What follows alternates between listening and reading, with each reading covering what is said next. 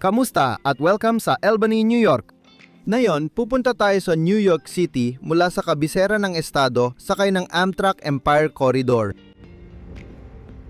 Magsisimula tayo sa Amtrak Albany Rensselaer Station.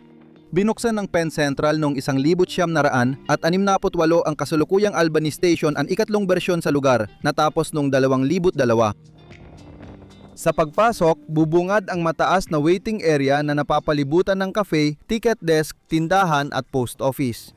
Kailangang malaki ang istasyon dahil ang Albany ay may 5 ruta, dagdag pa ang pang-6 na seasonal na ruta, ang Berkshire Flyer at siyam na raang 20,000 pasahero kada taon kaya ikawalong pinakaabal ang Amtrak station ito. Biyahe tayo na yan sa tren, 200 at 70 ang Ethan Allen Express. Nagsimula ang Ethan Allen Express 4.5 oras nang nakalipas sa Burlington, Vermont at tumatagal ng 7.5 oras ang buong ruta. Nagsisimula ang pagsakay 20 minuto bago umalis. Habang bumababa kami papunta sa plataforma, nakita namin ang aming tren. 4 na coach na Amfleet 1 at isang cafe business bago nang bumubuo sa tren namin ngayon. Ang pagkakaroon ng magandang upuan ay maaring magpabago ng biyahe na ito, kaya medyo nagmamadali ang lahat na makasakay agad. Pumunta kami sa pinakahuling bagon at nahanap ang isa sa natitirang upuan sa tabi ng bintana sa gilid ng tren na nakaharap sa ilog saka nag-ayos para sa biyahe. Natapos na ang pagsakay at umalis na ang aming tren mula sa Albany. Pag-alis namin sa Albany, tutungo kami sa timog at aabot sa 110 milya bawat oras sa pinakamabilis na bahagi ng Empire Corridor. Tanaw ang ilog Hudson sa Castleton-on-Hudson kung saan ang riles ay sumusunod sa liko ng ilog papuntang Hudson at sa ilalim ng Rip Van Winkle Bridge. Dumaan ang maliliit na bayan habang tuloy-tuloy ang tren natin papuntang Poughkeepsie kung saan magsasalo tayo ng ruta sa Metro North. Umiikot tayo sa Beacon, dumadaan sa West Point at umabot sa third rail electrification sa Croton Harmon. Mabilis tumadaan ang tren natin sa commuter stations papuntang Yonkers, humiwalay sa Metro North trains para dumaan sa Empire Connection papuntang New York City. Lalakbay tayo ng kabuang 141 milya sa biyahe natin ngayon na may tagal na 2 oras at 36 na minuto. Mabilis tayong umalis mula Albany at agad nating naabot ang bilis na lampas sa 100 milya bawat oras. Ang tanging bahagi ng Empire Corridor na pwedeng lumampas sa 100 milya bawat oras ay mula hilaga ng Schenectady hanggang timog ng Albany at sinisiguro ng ating inhinyero na sulitin ito. Ang mga upuan sa Empire Corridor ay pareho lang sa ibang tren sa Northeast at talagang komportable. Mayroon tayong buong 68 pulgada ng legroom at dagdag na espasyo sa ilalim ng susunod na upuan. May bulsa at tray table na nakalagay sa likod ng upuan at ang tray table ay sapat ang laki para maglagay ng medium size na laptop kung kailangan mong magtrabaho habang nagbibiyahe. Sa itaas ng mga upuan sa bawat hanay ay may mga ilaw para sa pagbabasa at mga lagayan ng bagahe na may mga saksakan sa gilid ng pader.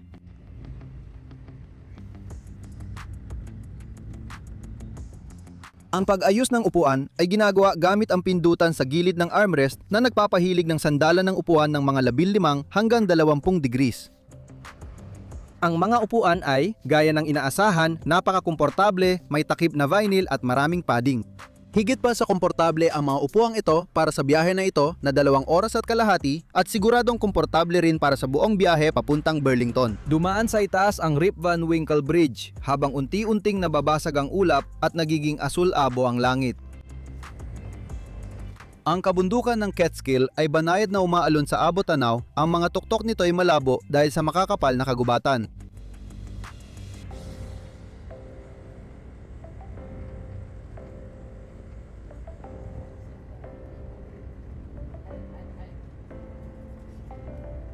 Dahil ang alis natin ay sa pagitan ng tanghalian at hapunan, baka maganap ng pagkain ang mga pasahero.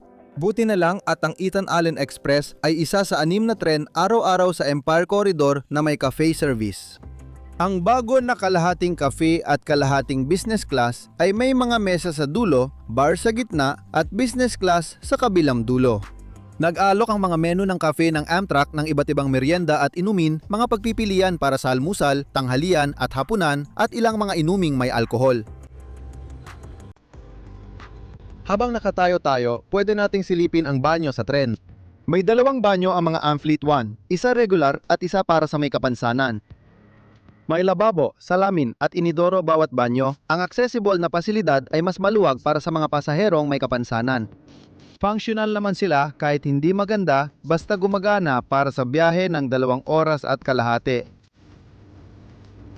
Mukhang malaskulan talaga na lahat ng bintana namin ay marumi sa kung ano-anong paraan. Ngayon, puro dumi at kalat, pero baka bukas gas-gas at mansa ng tubig na naman. Wala namang makakapigil sa atin mag-enjoy sa tanawin gaya ng kambal na tulay ng Newburgh Beacon Bridge at Tanawing Newburgh.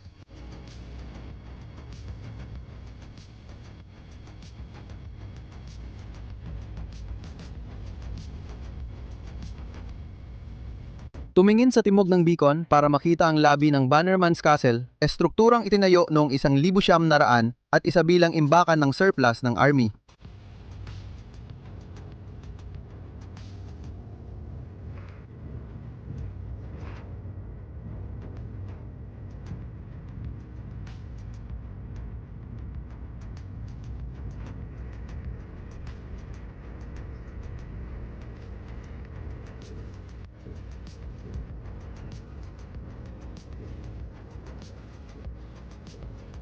Lumilitaw na ang mga EMU ng Metro North sa labas, tanda na nasa Croton Harmon na tayo. Narito ang Croton Shops ng Metro North at ang Croton Harmon ang pinakailagang dulo ng elektripikasyon sa Hudson Line.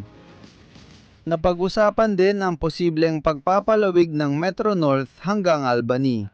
Noong Oktubre 2025, inanunsyo ng MTA ang isang araw-araw na biyaheng balikan papuntang Albany para madagdagan ang nabawasang serbisyo sa Empire Corridor. 3 buwan lang tumagal ang ideyang yon dahil inanunsyo ng Amtrak na ibabalik ang buong serbisyo sa Enero 2026 kaya hindi na kailangan ang tren ng mga nagko-commute. Wala pang 10 minuto sa biyahe, kita na ang Tappan Zee Bridge, isang kahangahangang istrukturang tumatawid ng 3 milya sa ibabaw ng Hudson.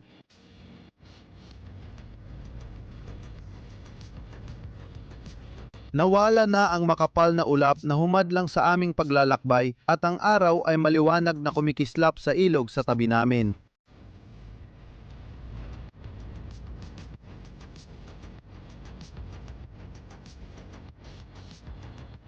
Mula pa sa Poughkeepsie, iisang riles na ang gamit namin ng Metro North pero oras na para magpaalam sa mga tren ng mga nagko-commute papasok ng NYC.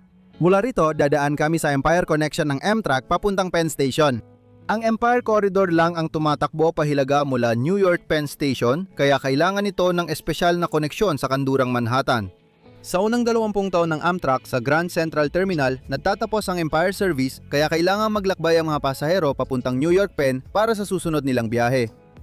Noong itinayo ng LIRR ang West Side Yard noong 1986 ginamit ng Amtrak ang konstruksyon para magtayo ng lagusan sa ilalim ng kanlurang Manhattan na nag-uugnay sa Penn Station at Hudson Valley. Hindi mo mapapalampas ang George Washington Bridge kapag sumisilip ka sa bintana. Ang 4,760 talampakang suspension bridge ay nag-uugnay sa Manhattan at Fort Lee, New Jersey at sandaling humawak ng record para sa pinakamahabang main span sa mundo na may 3,500 talampakan.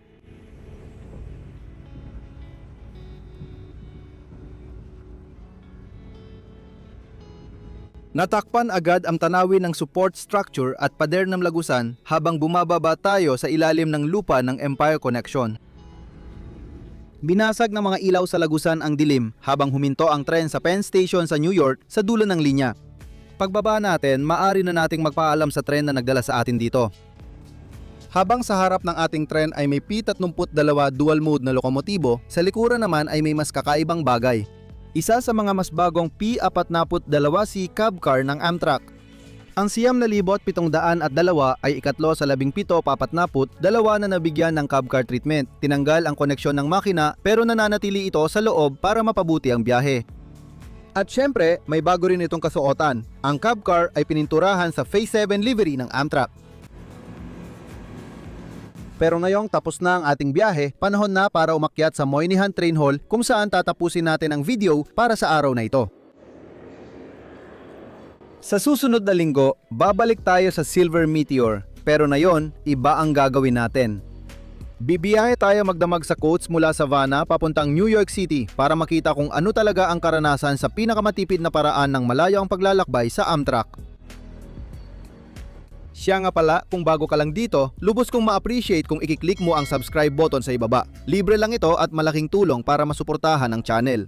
Gusto ko magbigay ng malaking pasasalamat at shoutout sa aking mga tapat na patron at miyembro. Ang gagaling ninyo at ang inyong kahangahangang kabutihang loob ay lubos kong pinahahalagahan, gaya ng dati. Kung gusto ninyo ring mapalagay ang pangalan ninyo sa video o gusto lang suportahan ang channel sa iba't ibang paraan, pumunta lang kayo sa mga links sa description sa ibaba. Pero ayun, yun lang muna para sa araw na ito.